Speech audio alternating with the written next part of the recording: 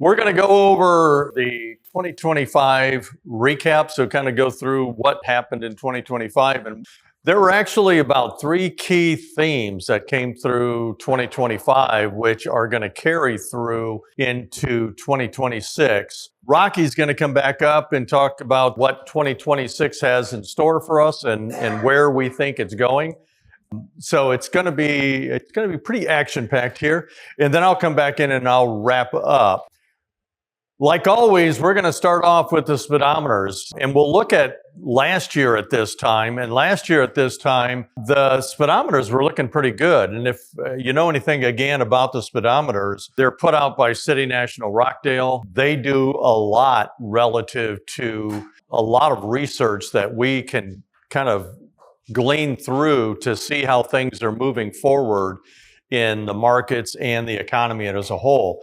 And again, going back to March of 2025, you look at this chart right here and you're like, hey, these are looking pretty darn good. Obviously, green is good, yellow is neutral, and red is negative. And you can see very little negative, a lot of positive, a lot of neutral. This is the signs of a pretty healthy economy. And keep in mind that this is really looking 6 to 9 months out when they're projecting and they're doing these dials. So if you watch the news, if you listen to what's going on, even if you were looking at the stock market, you'd say, seems like a lot has changed and maybe it's nowhere near as good as it was last year.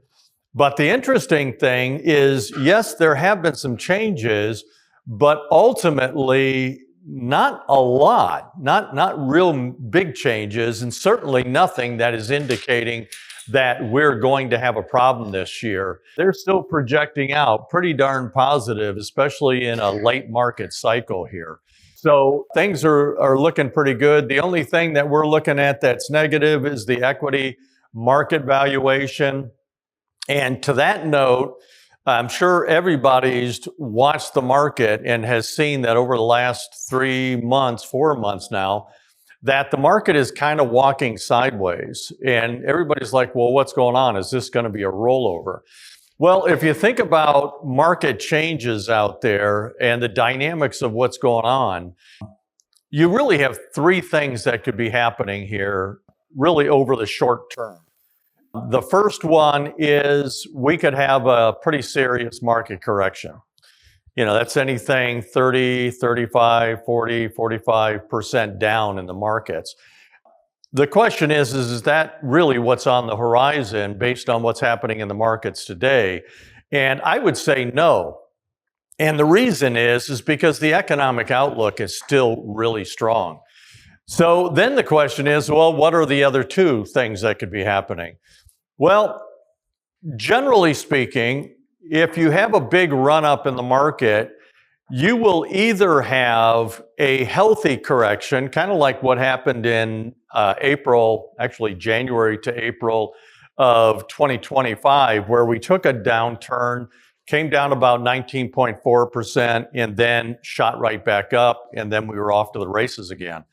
And certainly ended up in a pretty good place at the end of the year.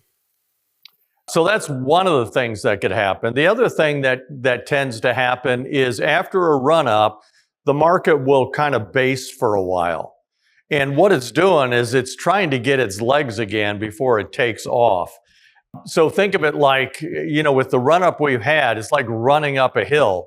You know, by the time you get 3/4 of the way up, you're like really kind of panting a little bit and you need to walk around a little bit. And that's what the basing does. It just kind of walks sideways. So look at it like this. Your prices on the stock market are kind of getting out of control. The market valuation is a little bit too high and the market starts running sideways. Well, your earnings need a little bit of time to catch up. And that's where the stock market at some point says, you know what, we're kind of in good shape right now. I talk about the market as if it's alive. Some people think it is. But as it's coming up and getting closer to the price, ultimately what happens is you'll have a triggering event in the market, in the economy. Could be a good jobs report. You could go into an earnings season that is really pushing out strong earnings. and then all of a sudden the market takes off again. I believe that's where we're going to be. The real question is how long is it going to base before it takes off? We're looking at still by the end of this year being up between 8 and 12%. And you might say, well, that's a pretty big spread, 8 to 12%. But the reality is it's all based on how long we run sideways. Because if we run sideways to October, not likely you're going to get 12% out of the market. But if it turns around anytime soon, there's a very good likelihood that we will end up 12% by the end of the year. So we're still looking at a lot of positive things relative to the market because the economy is still moving forward. Now, there's always that black swan out there, right? You know, what's a black swan? Well, it's something that nobody knows about. Nobody knows when it's coming, and nobody knows how it's coming or how it's going to affect things. So it's the unknown. Now, can you plan for the unknown like that? No, you can't. Not when it comes to investing. That's what your risk tolerance, your risk profile is all built around. And then on the other side of the coin that's where we come in and we try to mitigate the downside relative to the portfolio. So when the market does turn around, we're going to be ahead of the game at that point. And as everybody knows, if you don't go down as much, you don't need as much to get back to even. When you look at the returns from last year, the returns from last year were actually very good in multiple indexes out there. If you look at the S&P 500, again, it was up 17.9%, very, very healthy year. And we're talking about year over year double-digit growth. And again, a very good chance that we're going to see an increase again this year. Probably not as good as last year, but still something that's going to help people move forward nicely.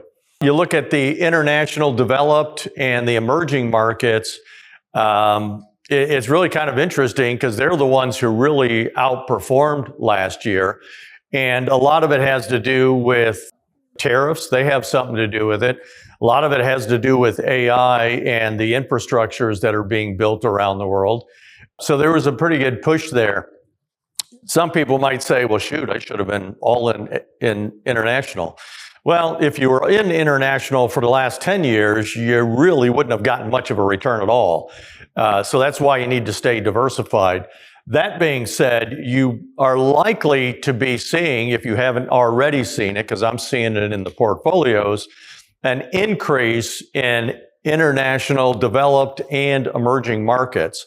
You're not going to see 20% in there, but you could easily see anywhere from 5 to 11% within your portfolio. So just enough to give it a little bit more of a boost. And most of that is coming out of the U.S. large cap stocks. There is a rotation going on a little bit in the large cap U.S. You're definitely seeing an increase in your small cap and mid cap stocks. And again, most of that's coming right out of the large cap portion of the portfolio. Now, going to bonds and alternatives, bonds, there's another one. It's kind of like the international markets. If you were heavily relying on bonds over the last 10 years, you were probably sadly disappointed. I mean, really disappointed in the returns. But last year, it really pushed up, and there is some indications that we'll see kind of a repeat of that this year. And that certainly is going to make a big difference in the clients that have more conservative portfolios. Just think of it like you look at the global 60-40 portfolio, which was up 16.9%. That is largely due to the fact that the bonds actually outperformed last year. And I'm not talking about outperforming the last 10 years, because that was like a negative proposition over that 10-year period, but it outperformed its normal run. So pretty good. And the other one that performed very well was gold. You could probably throw silver in the ring there as well, where it was up 62%. And you can see since 1979, there's been no better year for gold. And we'll likely see another good year this year and potentially the following year. And it's also likely that silver is going to outperform as well. And one of the reasons they believe so is because the ratio between the price of gold and silver has always been like a 90-10 ratio there. So your silver has typically been about 10% of what gold is. That has dropped considerably over the last 15 years, and they believe it's actually going to start moving back up to where they believed it was, or where it was before, at that 10% ratio. And for silver, that means it's got a lot of running room. One of the other reasons they believe this is because of the fact that silver is used in so much of our electronics, and that's just getting enhanced right now with everything that's going on with AI. You generally don't see most portfolio managers have very much gold in their portfolios, and the reason that is because gold, it's a commodity. Most money managers don't put commodities in their portfolios because they're extremely volatile and a whole lot less predictable than stocks or bonds are. That's kind of the review from last year. Now, going to the three themes that we were going to be discussing. The first one is the AI spending and how it's going to continue on. I'm sure everybody has heard about what's going on with AI and the fact that it's being integrated rather rapidly. And one of the reasons it is because within the United States, some of the biggest tech companies are leading the way relative to the money that they're putting into development, whether it be just AI infrastructure or tools that can be used with AI. So there's a lot of money going in this direction, and you can see the US is by far leading the way. But again, if you think about the big companies out there, these companies are countries when you think about the value of them relative to different countries' GDPs. But they're the ones who are pushing it, and they're US companies. So it does stand to reason that the United States is really the foremost in that.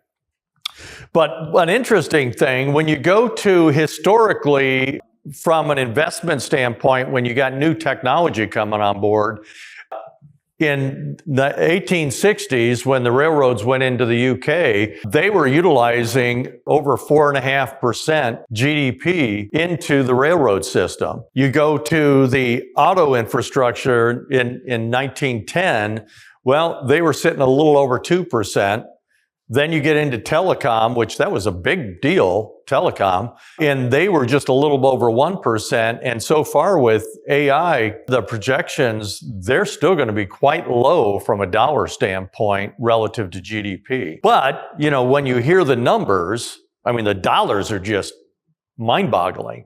But inflation kind of does that to everything, right? So these are the 5 biggest companies that are investing in AI right now. And again, a lot of it's going into infrastructure. A lot of it's going into building these plants.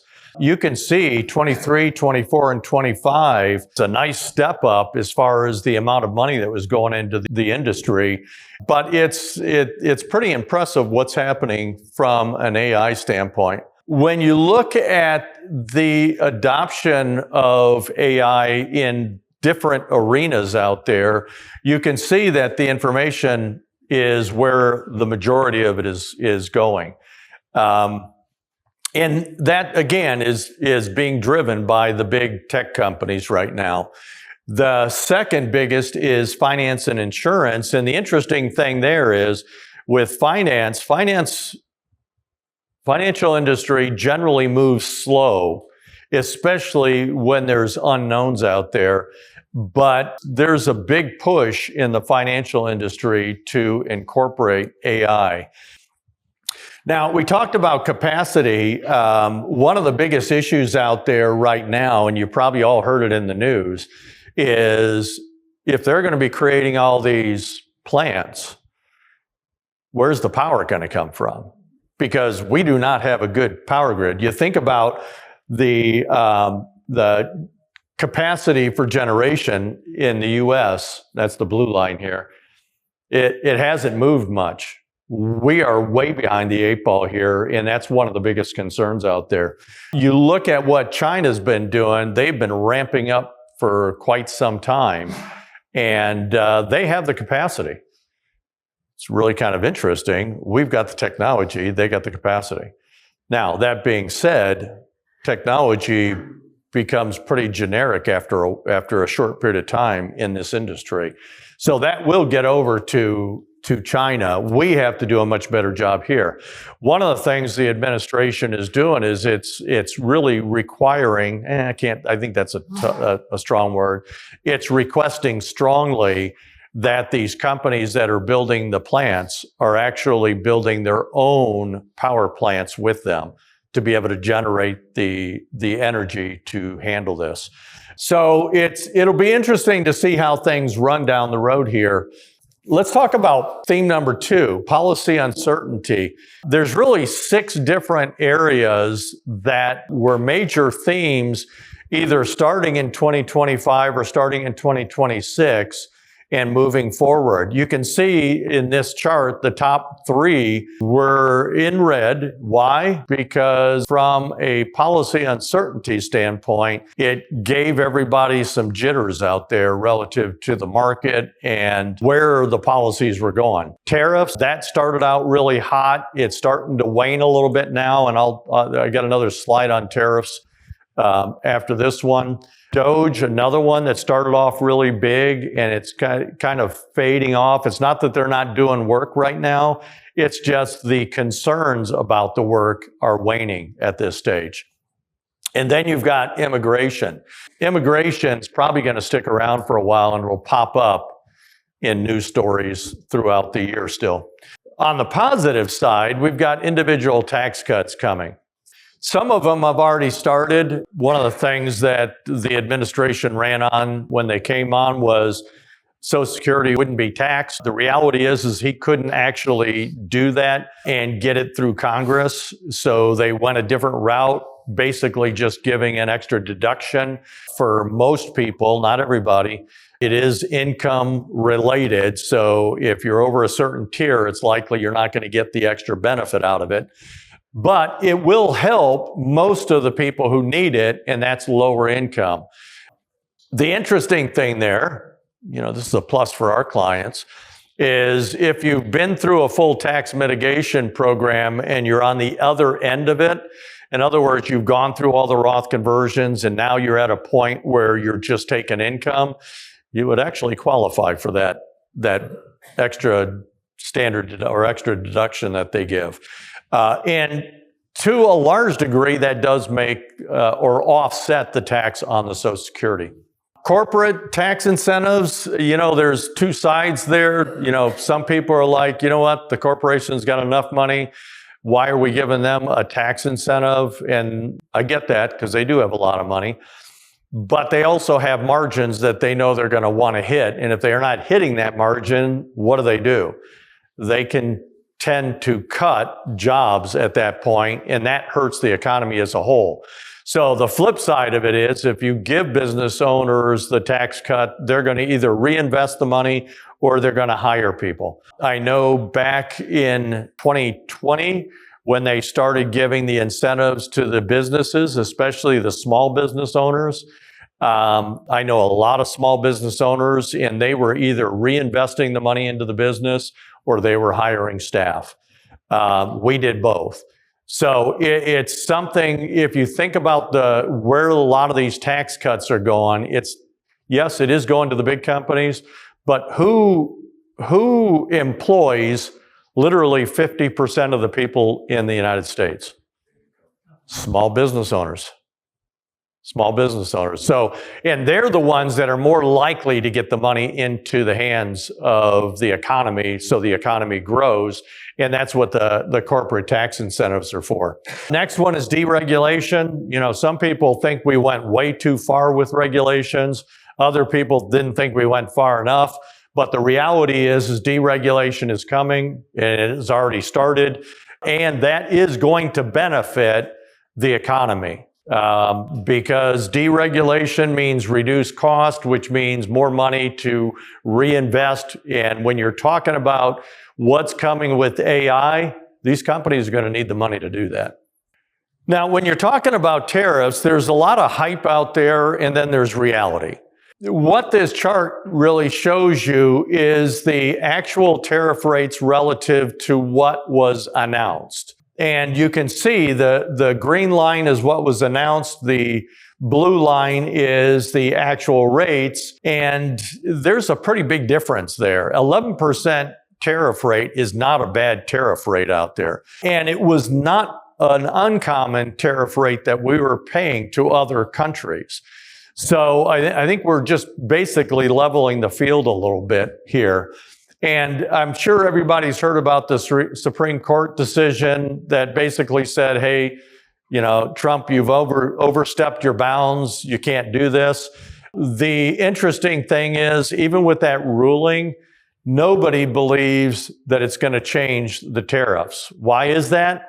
Because they've got a couple other ways they can do it, which the courts aren't going to stop. So the tariffs are effectively here to stay as long as the administration wants to keep it. And if you think about the tariffs that went into place in Trump's first term, most of them were kept into place in Biden's term. So they didn't change. So it is likely they won't change moving forward, regardless of who gets in office. When you're talking about the uncertainty out there, there's actually an index, a U.S. policy uncertainty index out there, and it measures how uncertain people are. And it charts a graph on it. And you can see there's a converse relationship with the stock market. When the uncertainty goes up, the market goes down.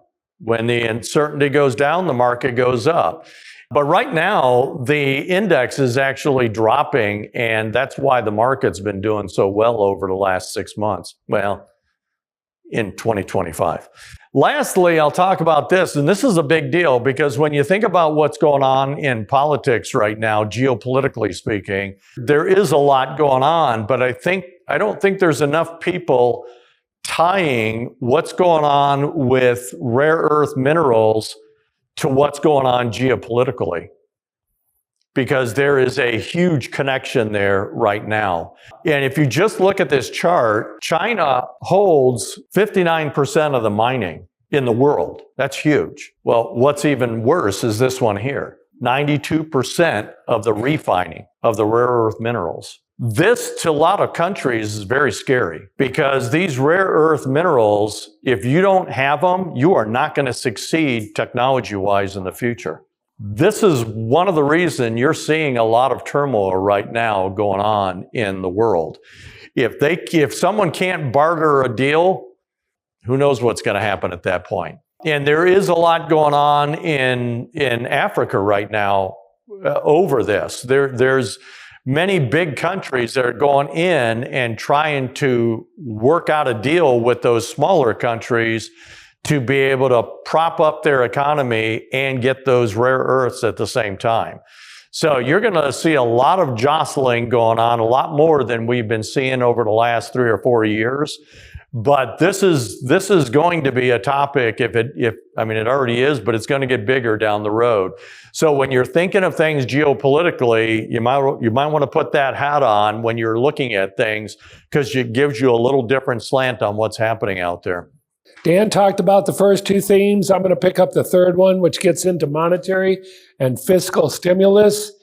When we're looking at these two charts, what we're basically trying to communicate here is where the spending comes from within the United States. As you remember from all of our prior conversations, is our gross domestic product, 2/3 of it depends on how well you and I buy things throughout the year. We're a consumer-oriented society, okay? Now, when you look at the left side of this chart, what we've done is break down income earners into 5 categories. The lowest 20% income earners in the country up to the highest 20%. When you look at this, what you are noticing is that the top 20% are doing most of the buying. Maybe not be a surprise to you, but it's usually more even in a normal growing economy. Okay, everybody's participating, but this has shifted in the last year to where it's getting out of whack a little bit. And when we talk about, oh, the economy's still doing well, it's because of this group and a little bit of this group. It's really only happening, the consistent purchasing is still going on in the higher incomes, but the lower incomes have dropped off. And you can see this validated in this chart here, because this is the payroll change where they track the labor market. And when payrolls are going up, which is the bars going up, that's a good sign the economy's doing well and growing. What's happened in this last half of last year? Payrolls are down. Okay? And guess who gets affected first and most when we start losing jobs and incomes start going down? That group. Right? So this really is kind of a headwind into what we are wanting to see in the economy to have good long-term sustainable growth. Now let's look at maybe a little bit of a tailwind, a positive for that group. This measures the average refund that is handed out every year at tax season. Notice what's going on lately? Refunds have been growing. Who do you think is the primary benefit of getting a tax refund? The lower income are getting some of their money back. If you're in high income, you're in the higher tax brackets. Okay? If you're in a low tax bracket and you get some tax breaks on top of that, you're getting a lot of your money back that maybe you weren't before. This is related to the One Big Beautiful Bill. Okay, last year that got passed through, which put into place the tax reductions that were started in 2017 and continues them. And on top of that, there's been more incentives inside of it. Childcare, no tax on tips, right? Things like that. Social Security breaks. There's breaks now for people over 65 that didn't exist before. There's a lot of benefits that are being rolled in to try to support that lower level of having more money in their pocket, because it's not happening back here through job creation. Again, who's going to benefit the most from another $2,000 in their pocket? A millionaire or somebody making $25,000 a year as a waitress? Right? So again, these are the things they're looking at. How to help that lower middle class stay afloat. Monetary stimulus. I don't necessarily like the Fed. However, I do understand the hard job they have, because they have a mandate of maintaining full employment and low inflation.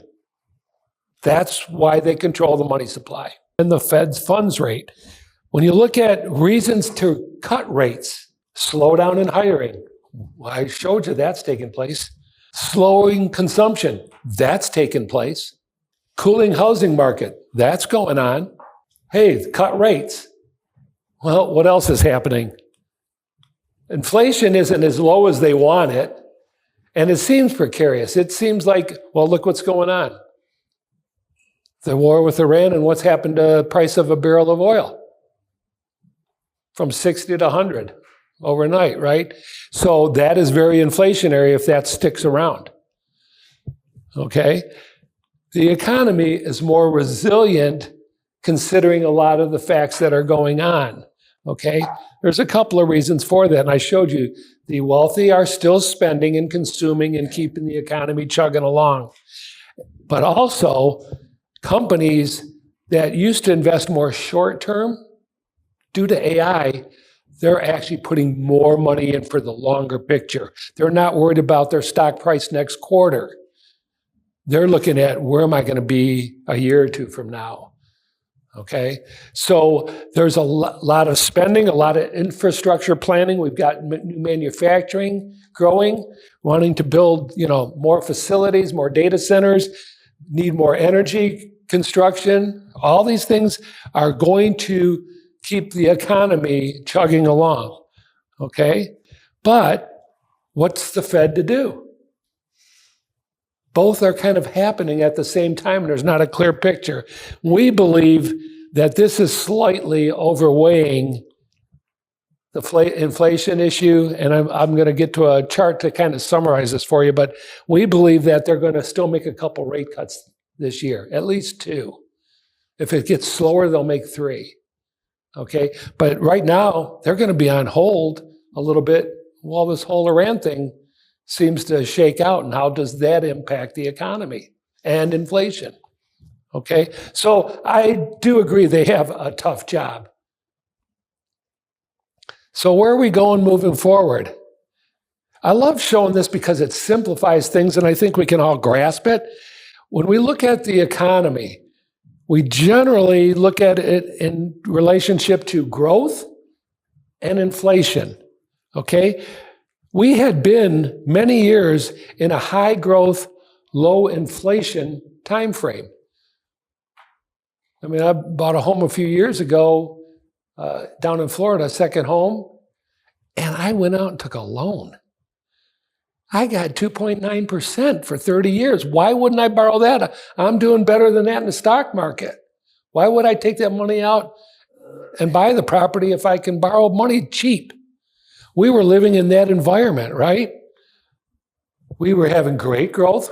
The investments are doing well, and we had very low interest rates. But what happened in 2022? We started printing money in the government, $2.6 trillion bill we passed. We threw all that money out there, and guess what? We had no more goods and services that were being produced. So now you got more money chasing the same amount of goods and services, which is causing inflation. That's the result of what we did a couple years ago. And you saw it. We had $9 a dozen eggs at one time a couple years ago, right? Things were getting out of hand. So we moved from here to here. Markets were still doing well. Seemed like people were still spending. It was just more painful. Okay? We actually are now moving, not on a straight line, going, where are we going to land here? So we're slowing down in growth. We're going to more of a low growth environment. So is it going to be on this side? Low growth, low inflation, or low growth with high inflation, which leads to recession, market stagnation, those kind of terms you hear, those that are out there. We believe we're going here. All the signs are indicating that we're probably getting to the end of this really rapid cycle of growth. We're going to take a breather. We're not going negative, but we're going to be, for maybe the next year or two, into a lower growth, but yet stable, low inflation rate, period. Why does this matter to you? Very simply. Stocks and bonds did very well for us during this period.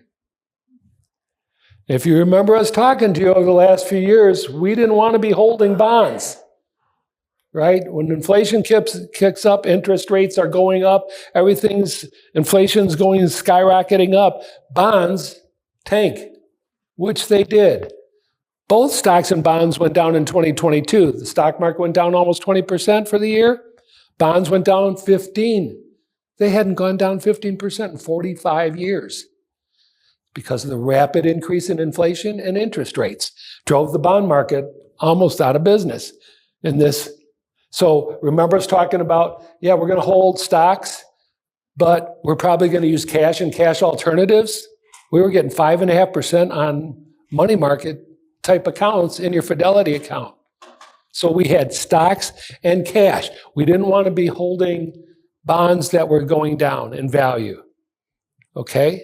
But now we're kind of entering this phase. What's good about low growth and low inflation? It's more stable, it's more predictable. We can still make money with stocks. But our bonds, if interest rates are coming down and you've bought bonds at higher rates that are existing today, if you believe rates are going to be lower tomorrow, let's lock in some of these bonds, hold those higher interest rates bonds over the next few years. Okay? So we're unloading cash and going back into midterm range bonds. We're not getting into long, and I can go into that. But so what we want to try to avoid is being here. Recessionary, stagflation, wherever you would end up, we don't need zero growth or very low growth. with a lot of inflation. That doesn't work. That creates recession. And then you don't want to own anything, right? You go to cash. And we did that in 2008. That's the last time we were really forced into this scenario. Don't see that coming, and I'm going to go a little bit deeper into that. Since we are bringing bonds back into the picture, this chart is called the belly of the curve. Where do you want to be in owning bonds? Shorter bonds are yielding less, like a one-year bond. Treasury is yielding less now because the Fed started cutting interest rates last year. They're a little bit on hold now, but we believe they will start that back up and continued to lower interest rates. So we don't want to be in real short-term bonds or money markets because rates are way down. Deficit and inflation concerns are likely to keep longer bond yields higher for longer. You see this on here. This blue line is the 20 and 30-year Treasury. Look at how it's jumped up. You know why the premiums on long-term bonds are going up so much? Nobody wants them. Nobody trusts holding a bond for 20 or 30 years right now. Even institutions. So the only way you're going to get somebody to buy them is to put a little higher interest rate on there. But do you think 4.5% to 5% for 30 years is a good investment to hold? It's risky. We don't want to hold them. So we're looking at incorporating more of the 5 to 10 year, which puts you right in here. You can get into that 4% range. Solid companies, solid government bonds, giving you 4%. Is 4% good or bad? I'm going to show you what I think in a minute here. But I just want you to be aware, as we incorporate bonds in, we're not like trying to buy long-term bonds. We're moving from cash into short and mid-range where we're not locked in for a long period of time. We can make adjustments as we go. Let's talk about stocks. What drives stocks? Earnings growth is one of the key fundamentals of driving stock prices higher. If companies are earning money and they're earning more year over year, that's a good company. They're growing their earnings, right? When we look at what's happened in the U.S. in 2025, earnings inside the S&P grew at an average of 11% in 2025. That's over 2024. So they earned, on average, 11% more in 25 than they did in 24. 24 was a good year. The stock market's been up for a few years now, okay? What are we projecting for this year? An increase in earnings. When do you want to own stocks? When they're showing increase in earnings or expecting them to be able to continue earning more money. International had a very good year last year. They actually started in mid-2024 coming back. They'd been down for 10 years.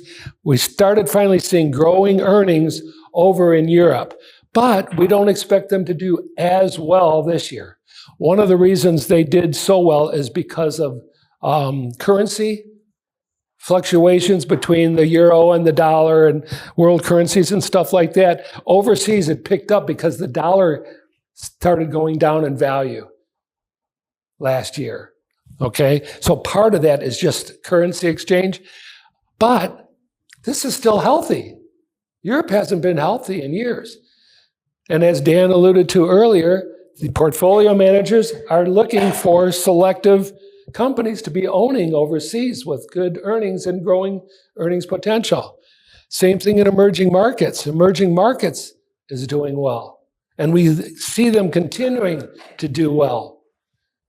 So we're going back to where we used to be just US-based securities, looking at a broader spectrum and bringing a little bit of this into the portfolio and allocating more globally. Not a lot, but it makes sense if we're seeing earnings growth overseas. Valuations. The stock market has been hitting all-time highs until recently, until Iran, right? This brown mountain chart represents the stock market pricing. We're pretty much at all-time highs. That can make you nervous, like, okay, can it only go down from here because it's running up so high and the economy's slowing? That's what you would think. However, this dark blue line represents the profit margin. Not just profits, the margins companies are having over prior years. The profit margins are still increasing.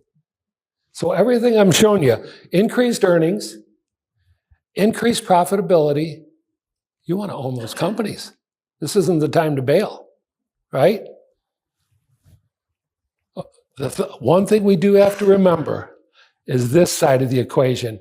When we're with very high valuations in the market, anything that goes on, like we're seeing today with the Iran war, can cause that temporary pullback. The volatility of a high market tends to be higher, too.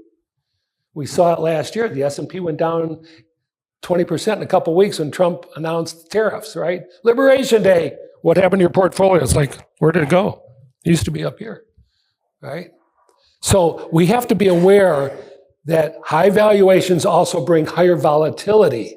But the fundamentals behind this in the economy and in the markets is saying it's not time to bail. Just understand the market you're in. We're in a volatile time, okay, with high valuations. So like Dan said, it wouldn't surprise me to see a 25% correction this year. It wouldn't shake me. I don't want you guys to get shaken. If you need money in the next year or two, we should be carving that out, showing that you've got enough income to live on, but the rest of it, stay invested. If we'd have pulled out last April, you'd have missed out on a 20% gain. Here's another way to look at volatility. This dark brown or whatever, beige, very jagged line represents the S&P 500 in 2-year increments. Every 2 years, you can see a lot of volatility in the stock market if you only looked at it during 2-year periods. But look at what it's done for the last 30 plus years on a broader scale as far as returns. This number over here represents the annual average return of the market in a 2-year period or in a longer 10, 20, 30-year period. That number right there is around 10%, and it's eked up into this 12% range. That's why we've done well, by staying in the market. Do we make adjustments? Do we overweight and underweight as we see certain economic conditions take place? Yeah, but we don't want to be out of this long-term 10, 12% market returns. Here's kind of my summary chart on it to bring you up to speed on where we're seeing the economy and the markets.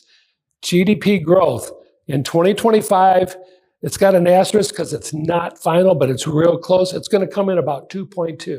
So the economy grew in 2025, 2.2% higher than it grew in 2024. What are we projecting for this year? A recession? A recession, that number would be negative. No. We're projecting at, or maybe even a little better.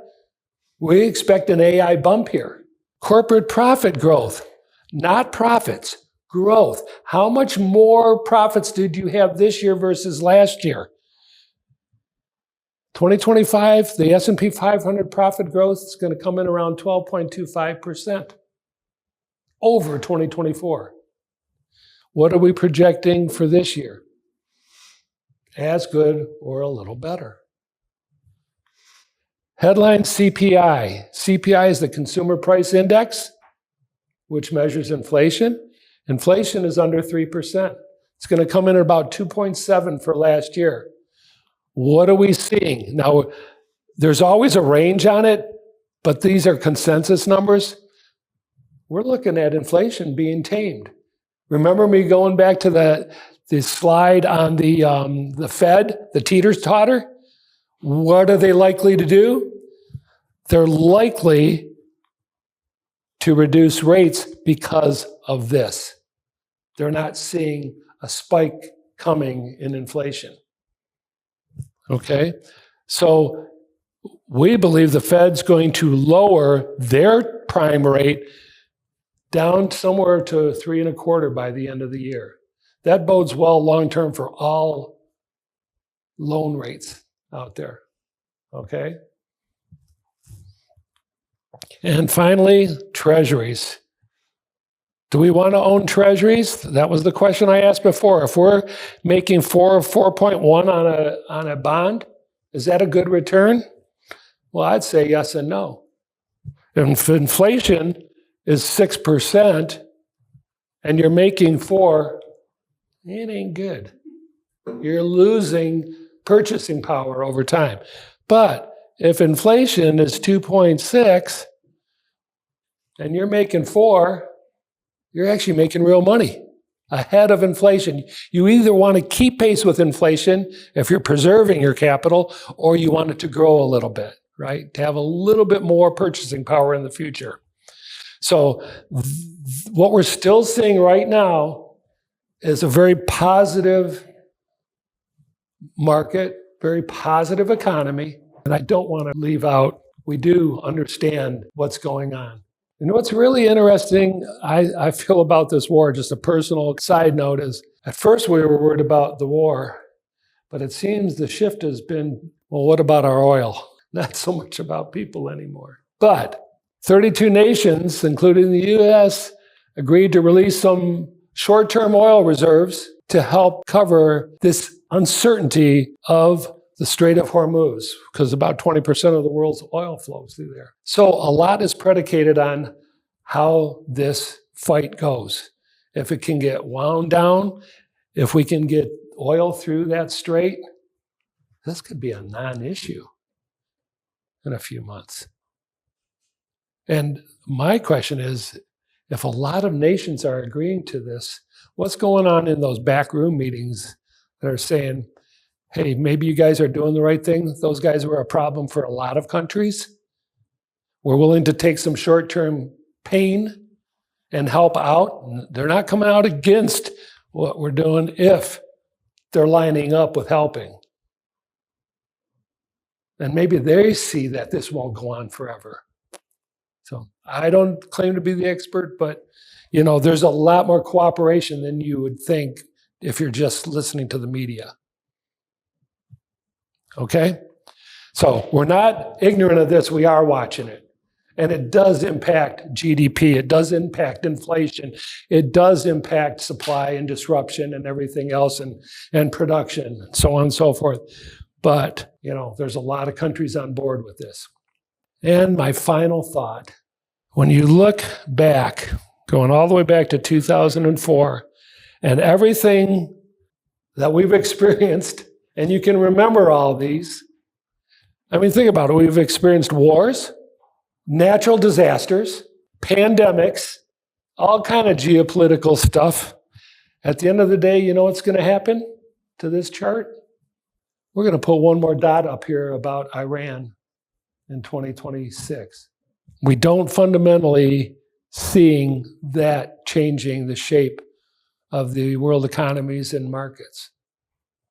I always wrap up at the end with our job and what we need from you to make sure we can do everything we need to do for you guys. That's our job. On your side, what we could really use help on is keep us in the loop on any kind of important changes that go on in your life. Tell us about any kind of concerns about your investment. If we need to make some adjustments, we certainly will. And then make sure that if you have legal documents, which everybody in this room does, that we keep it up to date. And if something changes in your life relative to that, let us know. Because the last thing we want to have happen is you think your legal documents are going to do one thing and they end up doing something different. Again, there's no need for you guys to worry. We're going to take care of everything on our end for you. And you just take care of your family. And if there's anything you need from us, just let us know. Okay?